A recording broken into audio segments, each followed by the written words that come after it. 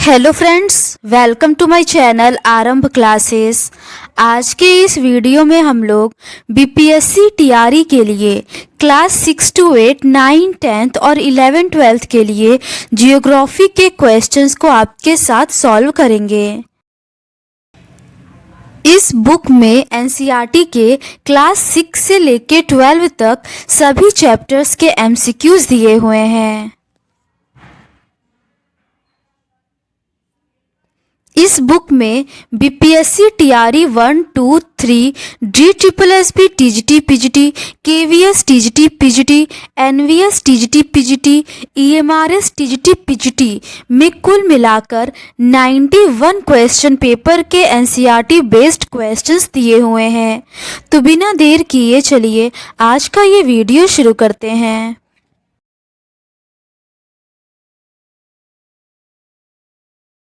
आज के इस वीडियो में हम लोग वायुमंडल के रिमेनिंग क्वेश्चंस का डिस्कशन आपके साथ करेंगे। इसके ऊपर के क्वेश्चंस का डिस्कशन हम लोगों ने इस सीरीज़ के प्रीवियस पार्ट में कर लिया है। आज हम लोग उसके आगे के क्वेश्चंस का डिस्कशन आपके साथ करेंगे। आगे के प्रश्न विश्व के जलवायु का वर्गीकरण एवं जलवायु प्रदेश से संबंधित है। क्वेश्चन नंबर 221 है, कोपेन की जलवायु वर्गीकरण प्रणाली मुख्यतः किस पर आधारित है? इसका सही आंसर है ऑप्शन सी, तापमान और वर्षा पर। वी कोपेन द्वारा विकसित की गई जलवायु के वर्गीकरण की आनुभविक पद्धति का सबसे व्यापक उपयोग किया जाता है। कोपेन ने वनस्पति के वितरण और जलवायु के बीच एक घनिष्ठ संबंध की पहचान की। उन्होंने तापमान तथा वर्षण के कुछ निश्चित मानों का चयन करते हुए उनका वनस्पति के वितरण में संबंध स्थापित किया और इन मानों का उपयोग जलवायु वर्गीकरण के लिए किया।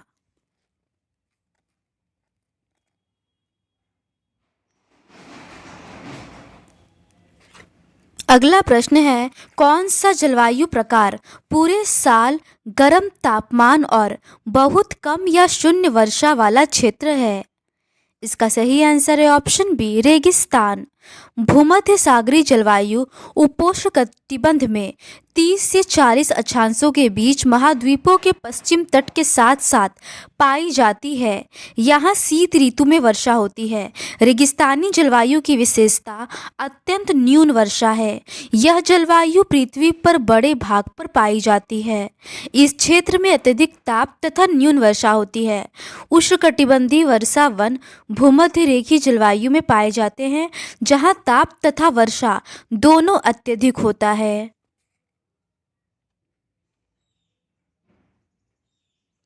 अगला प्रश्न है, निम्नलिखित में से कौन सा कारक मुख्य रूप से किसी क्षेत्र की जलवायु को निर्धारित करता है?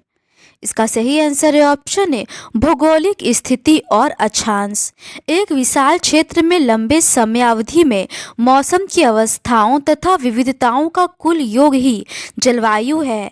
किसी भी क्षेत्र की जलवायु को नियंत्रित करने वाले 6 प्रमुख कारक हैं: अक्षांश, तुंगता या ऊंचाई, वायुदाब एवं पवन तंत्र, समुद्र से दूरी, महासागरीय धाराएं तथा उच्चावच लक्षण। अगला प्रश्न है, कौन सा शब्द किसी क्षेत्र में तापमान, वर्षा और अन्य मौसम परिवर्तन के दीर्घकालिक व्यवस्था का वर्णन करता है? इसका सही आंसर है ऑप्शन सी, जलवायु।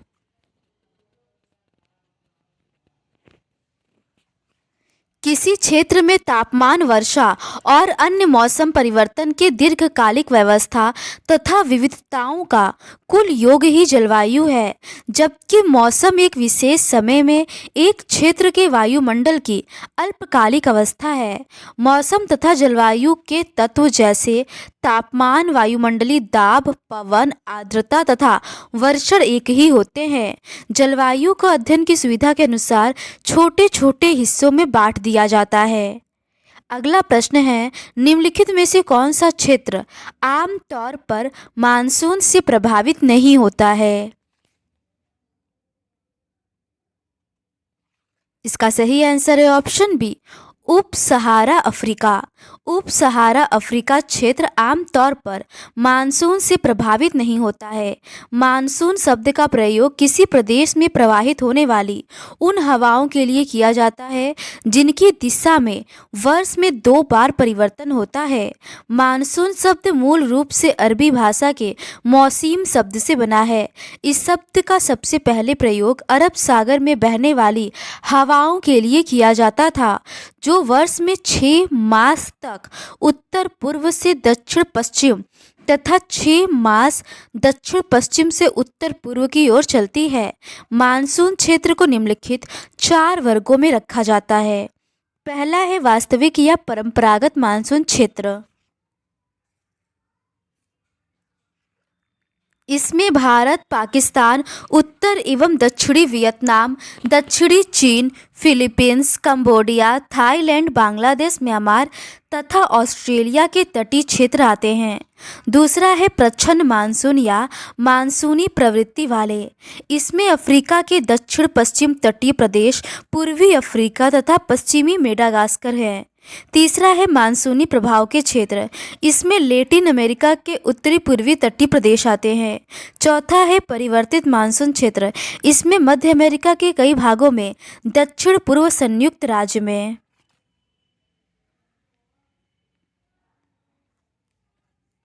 अगला प्रश्न है, कोपेन द्वारा प्रस्तुत निम्नलिखित जलवायु के किस वर्ग में वर्षण से ज़्यादा संभाव्य वाष्पीकरण होता है? इसका सही आंसर है ऑप्शन सी, उष्णकटिबंधीय जलवायु। कोपेन द्वारा प्रस्तुत उष्णकटिबंधीय जलवायु वर्ग में वर्षण से ज़्यादा संभाव्य वाष्पीकरण की होती है। अगला प्रश्न है, जलवायु के थार्न-थ्वेट वर्गीकरण के निर्धारक कारक क्या है? इसका सही आंसर है ऑप्शन डी, तापमान प्रभावशीलता और वर्षण प्रभावशीलता। जलवायु के थार्न-थ्वेट वर्गीकरण के निर्धारक कारक तापमान और वर्षण प्रभावशीलता है। थार्न-थ्वेट ने अपना जलवायु वर्गीकरण 1931 में प्रस्तुत किया तथा इसे कुछ संशोधन कर 1933 में प्रस्तुत किया। पुनः इन्होंने 1948 में अपने वर्गीकरण का संशोधित रूप प्रस्तुत किया। कोपेन की भांति थार्न-थ्वेट ने भी यह स्वीकार किया कि वनस्पति जलवायु का सूचक होती है तथा वनस्पति पर वर्षा की मात्रा तथा तापमान का पर्याप्त प्रभाव होता है, परंतु वाष्पीकरण को भी ध्यान में रखना होगा। इसी आधार पर उन्होंने वर्षण प्रभाविता को जलवायु प्रदेशों की सीमा निर्धारण में महत्व प्रदान किया है।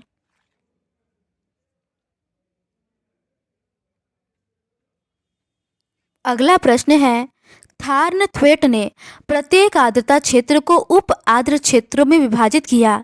क्षेत्र बी डी की पहचान करें। इसका सही आंसर है ऑप्शन बी, सभी मौसम में वर्षा की कमी के साथ आर्द्र क्षेत्र।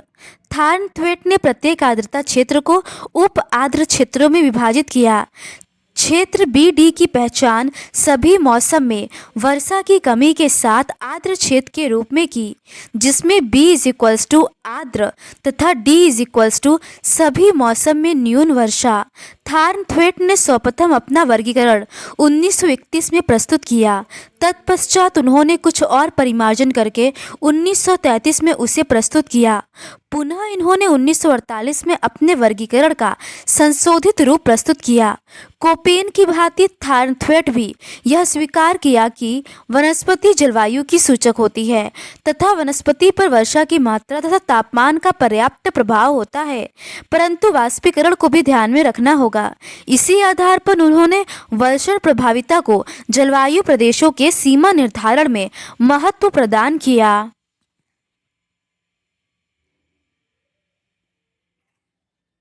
अगला प्रश्न है, मौसम तथा जलवायु को काबू में रखने वाला अक्षांश है। इसका सही आंसर है ऑप्शन बी, प्राथमिक रूप से तापमान पर अपना परिणाम दिखाता है। मौसम और जलवायु वातावरण पर नियंत्रण रखने वाला अक्षांश है, क्योंकि यह प्राथमिक रूप से तापमान पर अपना परिणाम दिखाता है। तापमान के वितरण में अक्षांशों का महत्वपूर्ण भूमिका है। तापमान भूमध्य रेखा से ध्रुवों की ओर कम होता जाता है, जिससे भूमध्य रेखा पर गर्मी व आगे क्रमशः ध्रुवों की ओर बढ़ने पर तापमान में गिरावट देखी जाती है, जिससे अनेक अक्षांशों पर मौसम और जलवायु प्रभावित होता है। अगला प्रश्न है, तापमान तथा वर्षा के प्रमाण का वितरण करने डैश का उपयोग किया जाता है। इसका सही आंसर है ऑप्शन डी, जलवायु का। तापमान तथा वर्षण के प्रमाण का वितरण करने के लिए जलवायु का प्रयोग किया जाता है। लंबी अवधि के दौरान मौसम संबंधी दशाओं के साधारणीकरण को जलवायु कहते हैं। स्पष्ट है कि मौसम वायुमंडल की क्षणिक अवस्था का बोध कराता है, जबकि जलवायु दीर्घकालिक औसत मौसम संबंधी दशाओं का। त्रिवार्था के अनुसार जलवायु किसी निश्चित क्षेत्र के दीर्घकाल में वायुमंडलीय तत्वों तथा दिन प्रतिदिन की मौसम संबंधी दशाओं का संयुक्त रूप प्रदर्शित करता है। अगला प्रश्न है, निम्नलिखित जलवायु प्रदेशों में से किस में अपक्षयित पदार्थों की गहराई अधिकतम होती है? इसका सही आंसर है ऑप्शन सी, उष्णकटिबंधीय वन। उष्णकटिबंधीय वन में अपक्षयित पदार्थों की गहराई अधिकतम होती है। अगला प्रश्न है, अभिकथन है उप आर्कटिक एवं टुंड्रा जलवायु में निम्न बैक्टीरियल क्रियाओं के कारण अवियोजित जैविक पदार्थों के साथ पीट के संस्तर विकसित हो जाते हैं। कारण है, ठंडी जलवायु में ह्यूमस एकत्रित हो जाती है, क्योंकि यहाँ बैक्टीरियल वृद्धि धीमी होती है। दिए गए विकल्पों में से सही विकल्प का चयन कीजिए। इसका सही आंसर है ऑप्शन ए, दोनों ए और आर सही है और आर ए की सही व्याख्या करता है। उप आर्कटिक एवं टुंड्रा जलवायु में निम्न बैक्टीरियल क्रियाओं के कारण अवियोजित जैविक पदार्थों के साथ पीट के संस्तर विकसित हो जाते हैं। ठंडी जलवायु में ह्यूमस एकत्रित होते हैं, क्योंकि यहाँ बैक्टीरियल वृद्धि धीमी होती है। टुंड्रा बायोम में भी मृदा में नमी की स्थिति तथा वनस्पति के बीच पूर्ण सहसंबंध पाया जाता है। अगला प्रश्न है, किसी स्थान पर जलवायु को प्रभावित करने वाले कई कारकों में से सबसे महत्वपूर्ण कारक कौन सा है? इसका सही आंसर है ऑप्शन बी, अक्षांश। अक्षांश किसी स्थान की जलवायु को प्रभावित करने वाले कारकों में से सबसे महत्वपूर्ण कारक हैं। देशांतर रेखाएं को जलवायु के मुख्य नियंत्रक कारकों में शामिल नहीं किया जाता। भारत की जलवायु को नियंत्रित करने वाले अनेक कारक हैं, जिन्हें मोटे तौर पर दो वर्गों में बांटा जा सकता है। पहला है स्थिति तथा उच्चावच संबंधी कारक। इसके अंतर्गत अक्षांश, हिमालय पर्वत, जल एवं स्थल का वितरण, समुद्र तट से दूरी, समुद्र तल से ऊंचाई, उच्चावच और महाद्वीपीयता आते हैं। दूसरा है वायु दाब एवं पवनों से जुड़े कारक। अगला प्रश्न है, इनमें से कौन किसी स्थान की जलवायु के मुख्य नियंत्रकों में सम्मिलित नहीं है? इसका सही आंसर है ऑप्शन सी, देशांतर रेखाएं। अगला प्रश्न है, कौन से जलवायु कटिबंध में वर्षा कम, अति अस्थिर और अविश्वसनीय होती है? इसका सही आंसर है ऑप्शन ए, मध्य अक्षांश पश्चिमी महाद्वीपीय मात्रा। मध्य अक्षांश पश्चिमी महाद्वीपीय जलवायु कटिबंध में वर्षा कम, अति अस्थिर और अविश्वसनीय होती है। उष्णकटिबंधीय मरुस्थल महाद्वीपों के पश्चिमी भाग में 20 डिग्री से 30 डिग्री उत्तरी एवं दक्षिणी अक्षांशों के बीच स्थित है। ये उष्णकटिबंधीय प्रदेश के सन्मार्गी पवन क्षेत्र के उच्च दाब क्षेत्र में स्थित है, जिस कारण से इन्हें उष्णकटिबंधीय उच्च दाब मरुस्थल भी कहते हैं। इनमें सबसे बड़ा सहारा मरुस्थल है, अतः इसे सहारा तुल्य प्राकृतिक प्रदेश भी कहते हैं। अगला प्रश्न है, पृथ्वी के बड़े मुख्य 3 जलवायु वलय हैं। इसका सही आंसर है ऑप्शन सी, उष्णकटिबंध, समशीतोष्ण तथा ध्रुवी। पृथ्वी के बड़े मुख्य 3 जलवायु वलय उष्णकटिबंध, समशीतोष्ण तथा ध्रुवीय क्षेत्र हैं। उष्णकटिबंधीय आर्द्र जलवायु कर्क रेखा और मकर रेखा के बीच पाई जाती है। संपूर्ण वर्ष सूर्य के ऊर्ध्वस्थ तथा अंतर उष्णकटिबंधीय अभिसरण क्षेत्र की उपस्थिति के कारण यहाँ की जलवायु उष्ण एवं आर्द्र रहती है। यहाँ वार्षिक तापांतर बहुत कम तथा वर्षा अधिक होती है। ध्रुवीय जलवायु 70 डिग्री अक्षांश से परे ध्रुवों की ओर पाई जाती है। ध्रुवीय जलवायु 2 प्रकार की होती है, टुंड्रा और हिम टोपी। अगला प्रश्न है, निम्नलिखित कोपेन के जलवायु प्रकारों में से किस एक के लक्षण कोई शुष्क ऋतु नहीं, कोष्ण तथा शीतल ग्रीष्म होते हैं? इसका सही आंसर है ऑप्शन ए, CFB। समुद्री पश्चिमी तटीय जलवायु महाद्वीपों के पश्चिमी तटों पर भूमध्य सागरीय जलवायु से ध्रुवों की ओर पाई जाती है। यहाँ कोई शुष्क ऋतु नहीं, कोष्ण तथा शीतल ग्रीष्म ऋतु के लक्षण पाए जाते हैं। कोपेन के अनुसार जलवायु प्रकार इस टेबल में दिया हुआ है।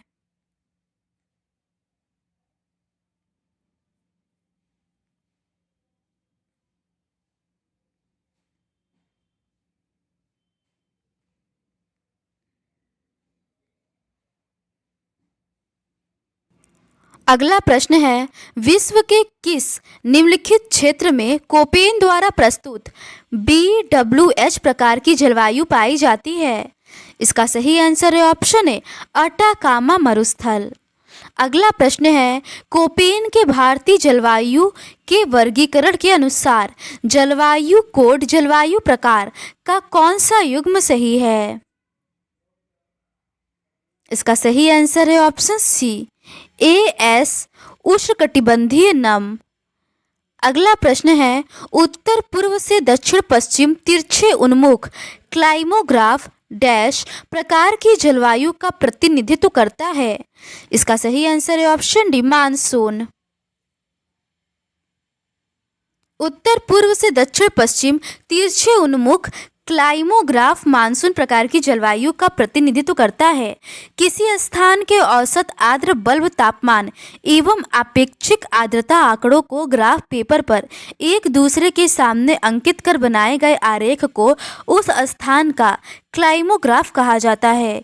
इस आरेख को पहली बार ग्रिफिथ टेलर द्वारा बनाया गया था। टेलर द्वारा बनाए गए आरेख को देखकर किसी स्थान की जलवायु संबंधी सामान्य दशाओं की जानकारी प्राप्त की जा सकती है। अगला प्रश्न है, किस प्रकार की जलवायु को वर्ष भर सूर्यातप और बहुत कम तापमान की सामान्य अनुपस्थिति द्वारा अभिलक्षित किया जाता है? इसका सही आंसर है ऑप्शन डी, सवाना जलवायु। सवाना प्रकार की जलवायु को वर्ष भर सूर्यातप और बहुत कम तापमान की सामान्य अनुपस्थिति द्वारा अभिलक्षित किया जाता है। यह जलवायु AF प्रकार की जलवायु प्रदेशों के उत्तर एवं दक्षिण में पाई जाती है। इसकी सीमा महाद्वीपों के पश्चिमी भाग में शुष्क जलवायु के साथ और पूर्वी भाग में CF तथा CW प्रकार की जलवायु के साथ पाई जाती है। विस्तृत AW जलवायु दक्षिण अमेरिका में स्थित ब्राजील के वनों के उत्तर और दक्षिण में बोलीविया और पराग्वे के निकटवर्ती भागों तथा सूडान और मध्य अफ्रीका के दक्षिण में पाई जाती है। अगला प्रश्न है, भारत की जलवायु कोपेन वर्गीकरण के अनुसार किस प्रकार की जलवायु का प्रतिनिधित्व करती है? इसका सही आंसर है ऑप्शन सी, मानसून गर्म ग्रीष्म के साथ। कोपेन के भारतीय जलवायु वर्गीकरण के अनुसार भारत में मानसून गर्म ग्रीष्म के साथ पाई जाती है।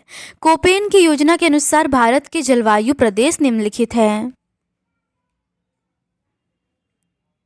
इस तरफ जलवायु के प्रकार और इस तरफ क्षेत्र दिए हुए हैं। AMW लघु शुष्क ऋतु वाला मानसूनी प्रकार। इसका क्षेत्र गोवा के दक्षिण में भारत का पश्चिमी घाट है। AS शुष्क ग्रीष्म ऋतु वाला मानसूनी प्रकार, ये तमिलनाडु का कोरोमंडल तट है। AW उष्णकटिबंधीय सवाना प्रकार, इसके अंतर्गत कर्क वृत्त के दक्षिण में प्रायद्वीपीय पठार का अधिकतर भाग आता है। CWG शुष्क शीत ऋतु वाला मानसूनी प्रकार, इसके अंतर्गत गंगा का मैदान, पूर्वी राजस्थान, उत्तरी मध्य प्रदेश, उत्तर पूर्वी भारत का अधिकतर प्रदेश आता है।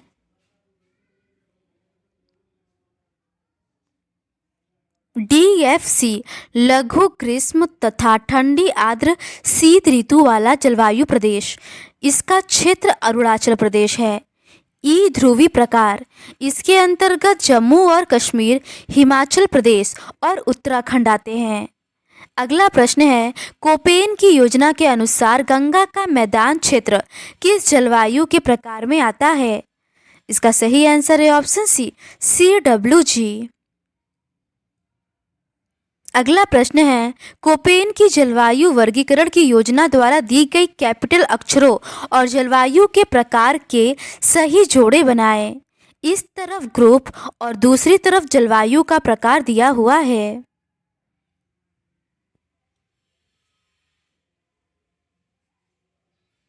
इसका सही आंसर है ऑप्शन डी। इसका सही सुमेलन इस प्रकार है।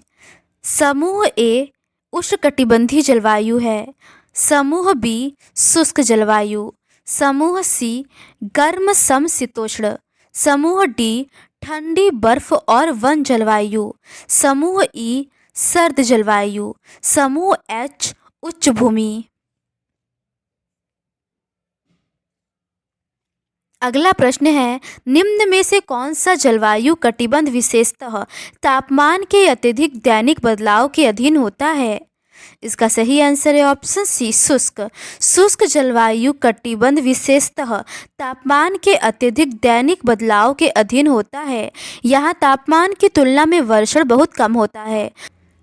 गर्म जलवायु में सबसे ठंडे महीने का औसत तापमान 18 डिग्री सेल्सियस और -3 डिग्री सेल्सियस से कम होता है। हिम जलवायु में गर्म महीने का औसत तापमान 10 डिग्री सेल्सियस से अधिक और सबसे ठंडे महीने का औसत तापमान -3 डिग्री सेल्सियस से कम होता है।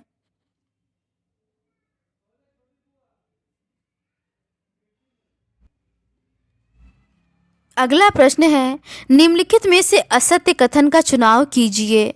पहला है, कोपेन जलवायु वर्गीकरण पद्धति वह तापमान और क्षेत्र के वार्षिक दृष्टिपात की मात्रा इन दोनों पर आधारित है। दूसरा है, कोपेन वर्गीकरण पद्धति में यदि एक शहर की जलवायु आर्द्र महाद्वीपीय वर्गीकृत की गई है तो संभवतः उसका थार्न-थ्वेट सूचकांक 20 होगा।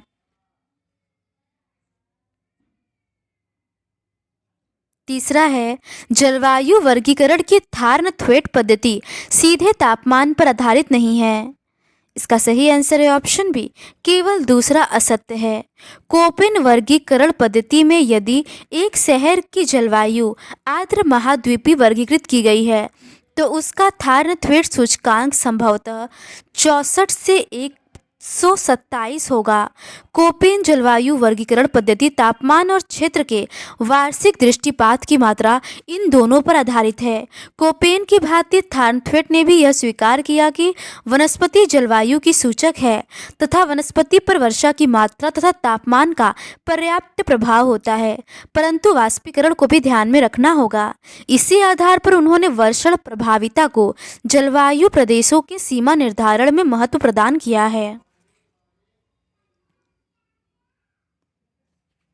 अगला प्रश्न है, कोपेन की जलवायु वर्गीकरण ET और EF को किसके द्वारा पहचाना जाता है?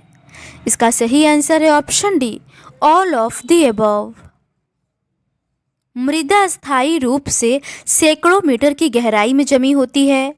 वर्ष भर तापमान ठंडा रहता है और सर्वाधिक गर्म माह में तापमान 10 डिग्री सेल्सियस से कम रहता है। वनस्पति में काइयां, लाइकेनो, बौने वृक्ष और बिखरी हुई काष्ठीय झाड़ियों का प्रभुत्व होता है। कोपेन के जलवायु वर्गीकरण ईटी और ईएफ के वनस्पतियों में काइयां, लाइकेनो, बौने वृक्ष और बिखरी हुई काष्ठीय झाड़ियों का प्रभुत्व वर्ष भर तापमान ठंडा रहता है और सर्वाधिक गर्म माह में तापमान 10 डिग्री सेल्सियस से कम तथा मृदा स्थायी रूप से सैकड़ों मीटर की गहराई में जमाव आदि के रूप में पहचाना जाता है। कोपेन ने अपने जलवायु वर्गीकरण का आधार तापमान तथा वर्षण के मासिक मानों को रखा है। उन्होंने जलवायु के 5 प्रकार बताए हैं: उष्णकटिबंधीय जलवायु, शुष्क जलवायु, कोष्ण शीतोष्ण जलवायु, हिम जलवायु, शीत जलवायु।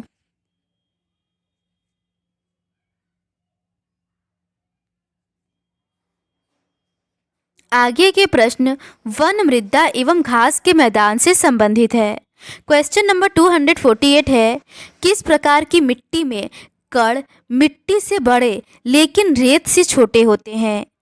इसका सही आंसर है ऑप्शन सी, गाद। गाद प्रकार की मिट्टी में कण मिट्टी से बड़े लेकिन रेत से छोटे होते हैं। बजरी के अंतर्गत कणों का आकार 2 से 256 मिलीमीटर व्यास वाला होता है, जबकि 1/17 मिलीमीटर से 1/256 मिलीमीटर व्यास वाले कण को गाद कहते हैं। अगला प्रश्न है, मृदा निर्माण का वह सक्रिय कारक निम्नलिखित में से कौन सा है जिससे उर्वरता में बढ़ोतरी होती है? इसका सही आंसर है ऑप्शन ए, जलवायु। जलवायु मृदा निर्माण का वह सक्रिय कारक है जिससे उर्वरता में बढ़ोतरी होती है। जलवायु मिट्टियों में स्थित नमी की मात्रा तथा तापमान को निर्धारित और प्रभावित करती है। अगला प्रश्न है, मृदा संस्तर स्थितियों में आर परत डैश का प्रतिनिधित्व करती है। इसका सही आंसर है ऑप्शन सी, समेकित चट्टानें। मृदा संस्तर स्थितियों में आर परत समेकित चट्टानों या आधार शैल का प्रतिनिधित्व करती है। मिट्टियों के नीचे स्थित संगठित, दृढ़ एवं कठोर आधार शैल के मंडल को डी या आर संस्तर कहा जाता है। अगला प्रश्न है, मृदा परिच्छेद में किस संस्तर को ऊपरी मृदा कहा जाता है? इसका सही आंसर है ऑप्शन सी, ए संस्तर। मृदा परिच्छेदिका का ए संस्तर को ऊपरी मृदा कहा जाता है। इसे खनिज संस्तर भी कहते हैं। ये खनिज 2 प्रकार के होते हैं, संस्थान खनिज तथा मृत्तिका खनिज। इसे अनेक संस्तरों में विभक्त करते हैं। एक खनिज संस्तर का सबसे ऊपरी संस्तर होता है जिसकी स्थिति जैविक संस्तर के नीचे होती है। इसमें जैविक पदार्थों तथा खनिजों का सम्मिश्रण होता है। इसमें जीवीय कार्य अधिक होते हैं तथा इसका रंग काला या गहरा होता है। अगला प्रश्न है, मृदा क्षैतिज में सी परत डैश का प्रतिनिधित्व करती है। इसका सही आंसर है ऑप्शन बी, अपक्षयजनक सामग्री। सेलों के विघटन तथा वियोजन से उत्पन्न ढीले एवं असंगठित भू पदार्थों को मृदा कहते हैं। जे.एस. जोफे के अनुसार मिट्टियाँ जंतु, खनिज एवं जैविक पदार्थों से निर्मित प्राकृतिक वस्तु होती है जिसमें विभिन्न मोटाई के विभिन्न मंडल होते हैं। सी संस्तर आधार शैल के अपक्षयित पदार्थों को रिगोलिथ कहा जाता है। ये पदार्थ ढीले तथा असंगठित होते हैं। इस संस्तर को अधोस्तर संस्तर भी कहा जाता है।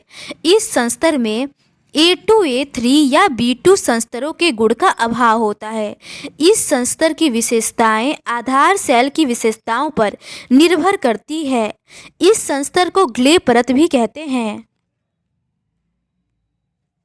अगला प्रश्न है, मृदा निर्माण के निम्नलिखित कारकों में से कौन सा सबसे सक्रिय कारक है? इसका सही आंसर है ऑप्शन सी, जलवायु। जलवायु मृदा निर्माण में एक महत्वपूर्ण सक्रिय कारक है। मृदा के विकास में संलग्न जलवायवीय तत्वों में प्रमुख है प्रवणता, वर्षा एवं वाष्पीकरण की बारंबारता व अवधि तथा आर्द्रता, तापमान में मौसमी एवं दैनिक भिन्नता। मृदा निर्माण मूल कारकों द्वारा नियंत्रित होता है। ये कारक हैं मूल पदार्थ या शैलेय, स्थलाकृति, जलवायु, जैविक क्रियाएं एवं समय वस्तुतः मृदा निर्माण कारक संयुक्त रूप से कार्यरत रहते हैं एवं एक दूसरे के कार्य को प्रभावित करते हैं।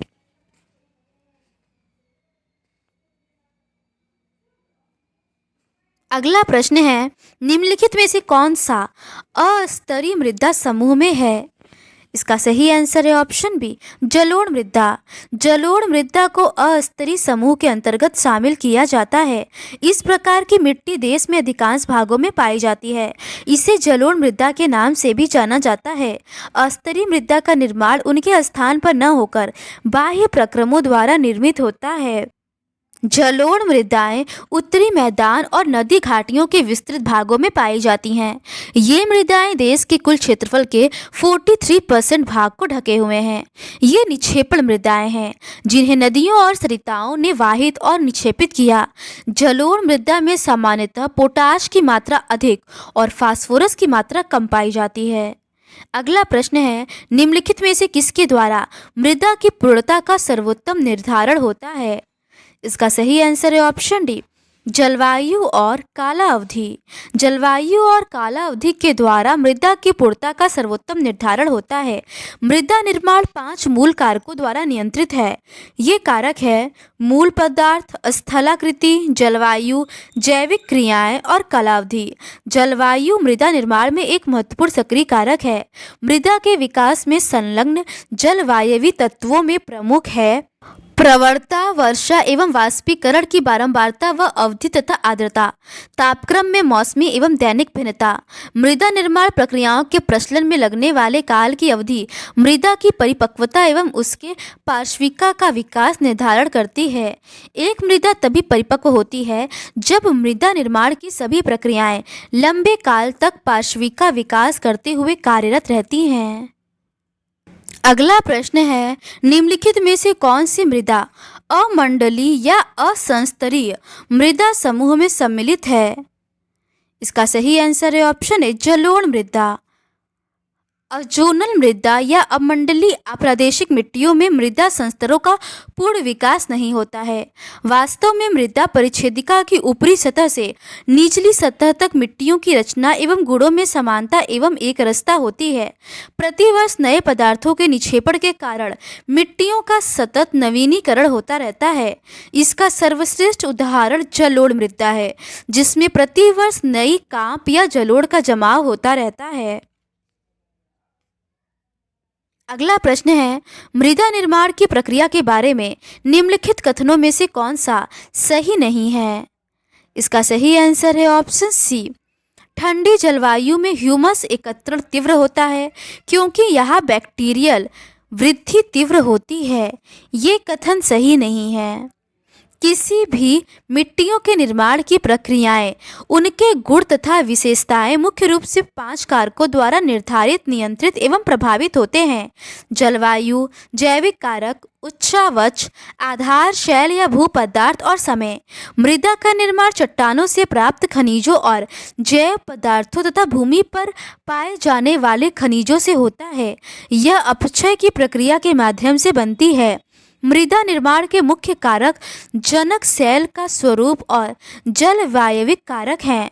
मृदा निर्माण के अन्य कारक स्थलाकृति, जैव पदार्थ की भूमिका और मृदा निर्माण के संगठन में लगा समय है।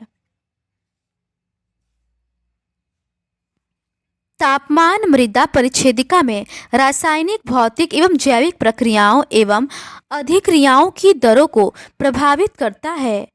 मृदा के तापमान में वृद्धि होने से रासायनिक अभिक्रियाएं और वियोजक जीवों द्वारा जैविक पदार्थों के सड़ने गलने की दर तेज हो जाती है।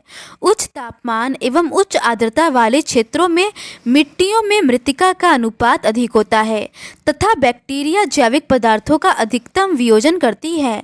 सपाट एवं समतल धरातल पर आदर्श प्रवाह अपवाह होता है एवं न्यूनतम अपरदन होता है। अतः पूर्णतः अपलक्षित तथा गहरी मिट्टी का निर्माण होता है।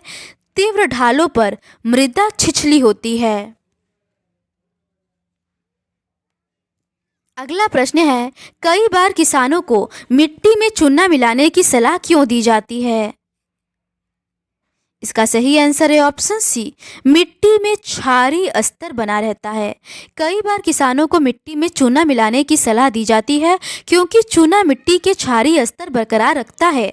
पंजाब, हरियाणा और पश्चिमी उत्तर प्रदेश जैसे राज्यों में अधिक सिंचाई भूमि निम्नीकरण के लिए उत्तरदायी है। अति सिंचन से मृदा में लवणीयता और क्षारीयता बढ़ जाती है। पंजाब और हरियाणा में लवणता की समस्या से निपटने के लिए जिप्सम डालने की सलाह दी जाती है। अगला प्रश्न है, मिट्टी को घिसने से बचाने के लिए जब पेड़ों को लाइन में लगाया जाता है तो इसे डैश कहते हैं।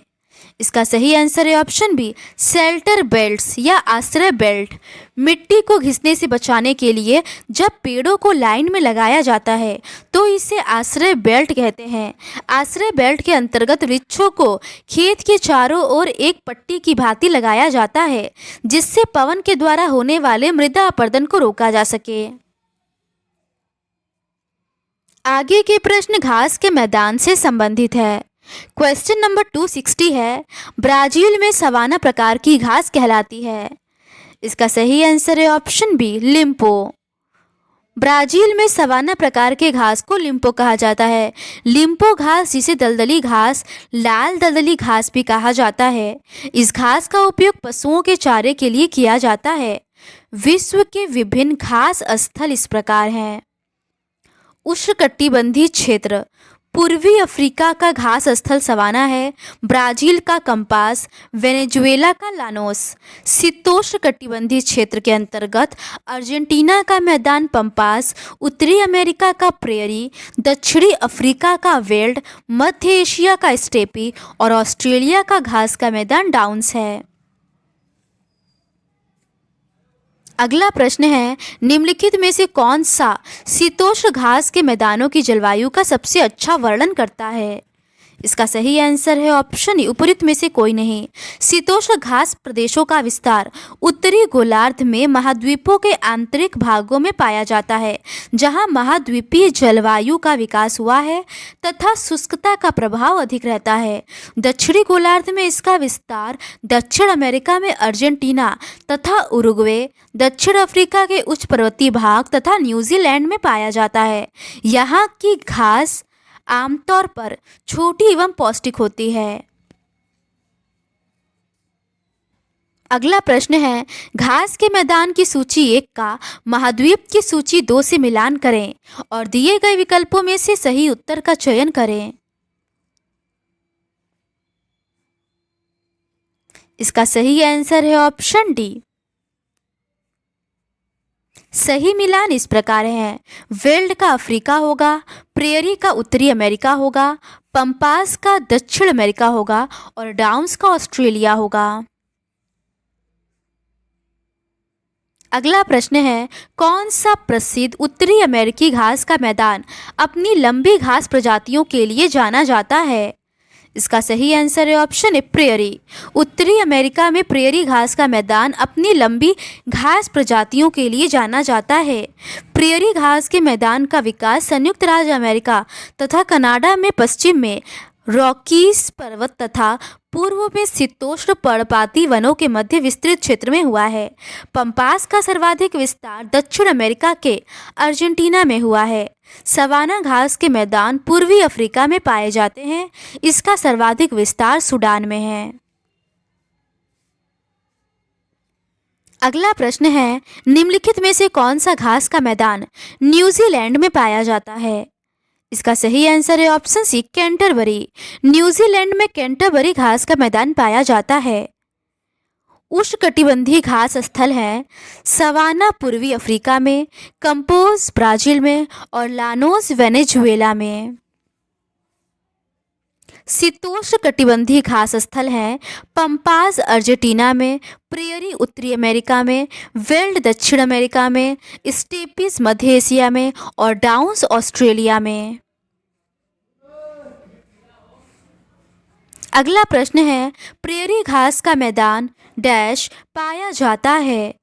इसका सही आंसर है ऑप्शन है, उत्तरी अमेरिका में। तो आज के इस वीडियो में बस इतना ही।